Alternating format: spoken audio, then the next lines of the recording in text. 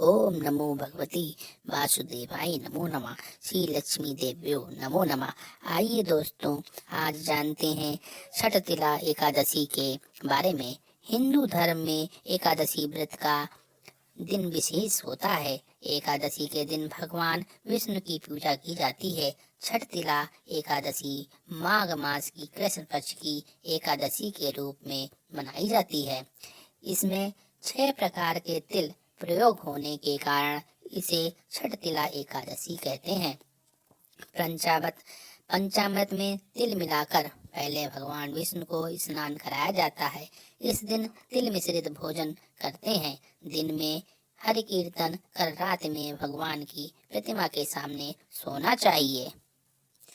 आइए जानते हैं एकादशी कब से प्रारंभ हो रही है।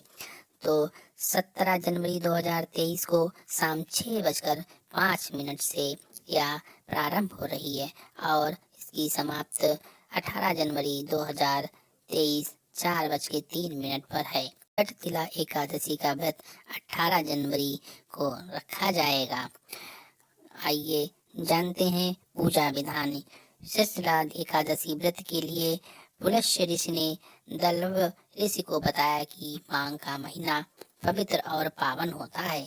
इस मास में व्रत और तप का बड़ा ही महत्व होता है। इस माह में कृष्ण पक्ष में आने वाली एकादशी को छठ तिला कहते हैं। छठ तिला एकादशी के दिन मनुष्य को भगवान विष्णु के निमित्त व्रत रखना चाहिए। व्रत करने वालों को गंध पुष्प धूप दीप तांबूल सहित भगवान विष्णु की 650 पूजा करना चाहिए।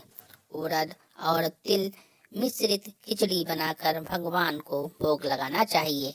रात्रि के समय तिल से 108 बार ओम नमो भगवते वासुदेवाय स्वाहा इस मंत्र से हवन करना चाहिए। छठ तिला एकादशी का व्रत करने से अज्ञानता पूर्वक किए गए अपराधों से मुक्ति मिलती है। इस दिन तिल से बनी चीजों का दान किया जाना चाहिए। ऋषिवर ने इन 6 प्रकार के तिल दान की बात कही है, वह इस प्रकार है। नंबर 1 तिल मिश्रित जल से स्नान। नंबर 2 तिल का उबटन। नंबर 3 तिल का तिलक। नंबर 4 तिल मिश्रित जल का सेवन। नंबर 5 तिल का भोजन। नंबर 6 तिल से हवन। इन चीजों का स्वयं भी प्रयोग करें और किसी श्रेष्ठ ब्राह्मण को बुलाकर उन्हें इन चीजों का दान दें। छठ तिला एकादशी का बहुत ही महत्व है। इससे प्रभु हरि विष्णु की कृपा और माँ लक्ष्मी की कृपा बनी रहती है।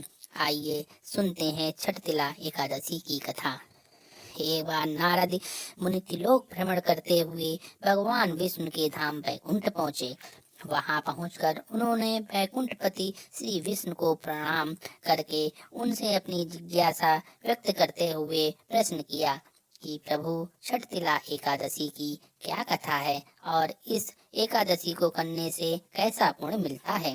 देवर्षि द्वारा विनीत भाव से इस प्रकार प्रश्न किए जाने पर लक्ष्मीपति भगवान विष्णु ने कहा, प्राचीन काल में पृथ्वी पर एक ब्राह्मणी रहती थी। ब्राह्मणी मुझमें बहुत ही श्रद्धा एवं भक्ति रखती थी। यह स्त्री मेरे निमित्त सभी व्रत रखती थी। एक बार इसने 1 महीने तक व्रत रखकर मेरी आराधना की। व्रत के प्रभाव से स्त्री का शरीर तो शुद्ध हो गया, परंतु यह स्त्री कभी ब्राह्मण एवं देवताओं के निमित्त अन्नदान नहीं करती थी।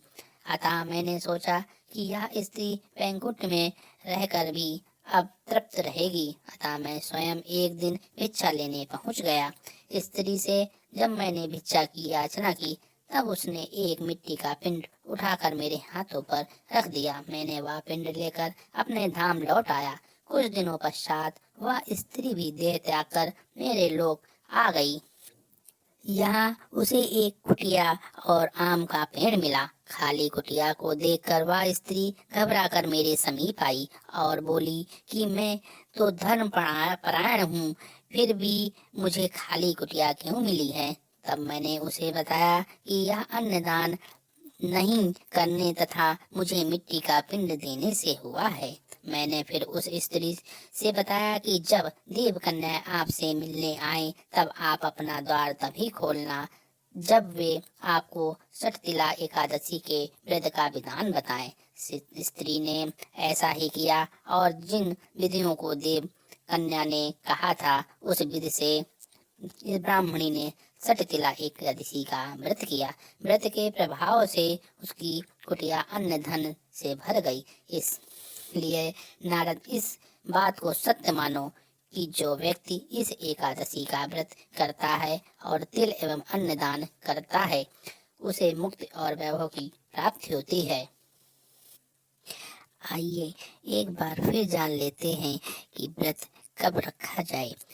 तो एकादशी तिथि प्रारंभ हो रही है 17 जनवरी शाम 6:05 से और ये अगले दिन 18 जनवरी शाम 4:03 पर समाप्त होगी। तो उदया तिथि होने के कारण 18 जनवरी को ही व्रत रखना लाभकारी होगा और व्रत का पारण 19 जनवरी सुबह 7:14 से लेकर सुबह 9:21 के मध्य अवश्य कर लें, क्योंकि जब हम अपना एकादशी का व्रत शुभ समय में खोलते हैं तो उसका पूर्ण फल प्राप्त होता है। इसी मंगल कामना के साथ ओम नमो भगवती वासुदेवाय नमो नमः। श्री हरि विष्णु भगवान और माँ लक्ष्मी सभी पे कृपा बनाए रखें। वीडियो पसंद आई हो तो लाइक शेयर सब्सक्राइब करिए।